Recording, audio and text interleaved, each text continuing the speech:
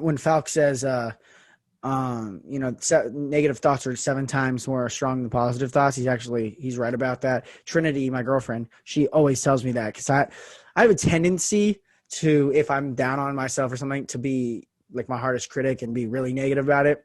And so whenever I say something negative to her, she's always like, say 5 things that's positive now to cancel out that one negative thing. And that's something that always has fascinated me. I mean, go back to philosophy, is like how, negativity and positivity can affect one's own personal mental health so like drastically. I always talk about like, I don't know if you saw one of my last clips, like smile and make you like smile 3 times a day will make your life better. Mm-hmm.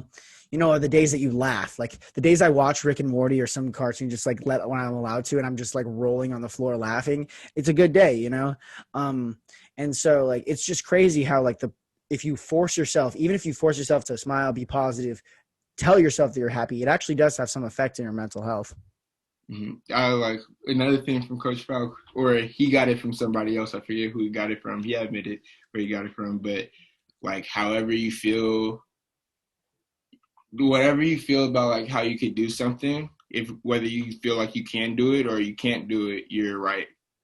No matter what you think, like so your ability to do something is all about how you think of it. And Yeah, that's stuff for me. that's a big, I don't know if it's David Goggins or one of those like big motivational guys. Yeah, if you say you can't do it, you're probably right.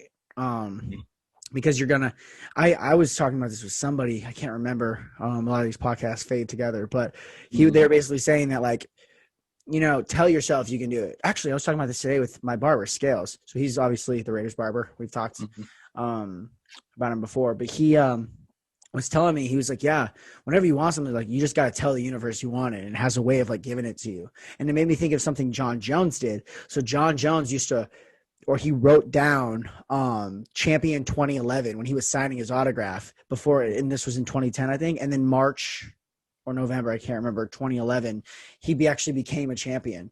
And he was like, yeah, one of the quotes he said was, they're like, why do you do this? And they're like, if you tell the universe what you want, it has a way of getting out of its way for you. Yeah, definitely. Like, and it's like, especially when like you feel like you're like a long shot from like where you want to be, you definitely want to manifest it. I think what trips people up is like how other people are going to think about whatever your hopes and dreams are. Like being a D3 football player, like I still like want to play football as long as I can, but like, you know, like I feel like it's weird if I start proclaiming like I will be an NFL player one day rather than like just like, keeping to myself, just like going at the grind every single day. But yeah. I don't know, though. I will say this. Those people who do say things like that and proclaim outrageous things have a way of making those outrageous things happen. And to an extent, like when people say that, confidence has a big key in that. If you're very confident in yourself, like you're saying, if you say you can't do something, you probably can't. You say you can, you probably can. It's all about believing in yourself. One of the big things that I've had to make myself realize these last few months even is that we're all people.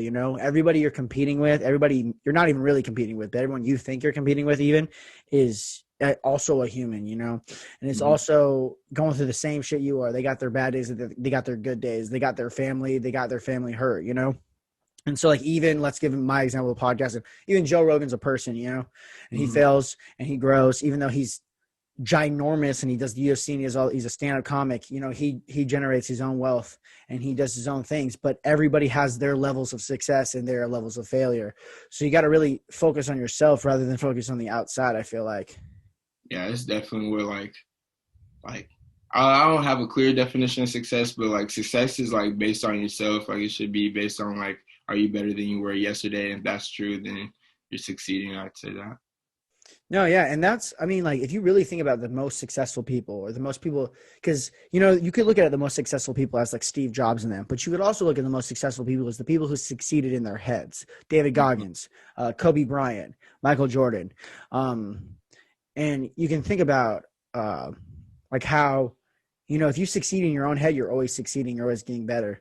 Those guys have a way about making it like defeating every day, every second, defeating yourself rather than defeating someone else, Yeah, definitely.